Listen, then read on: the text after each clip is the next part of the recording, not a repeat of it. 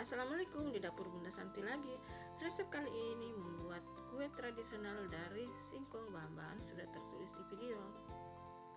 Ada singkong paru, ada pisang kepok yang sudah dipotong-potong, ada kelapa parut setengah muda, ada gula pasir secukupnya, ada pewarna makanan. Selanjutnya bahan dan cara membuatnya sudah tertulis dan tertera di video. Nonton sampai habis ya. Jangan lupa like, komen, dan subscribe. Juga jangan skip iklan.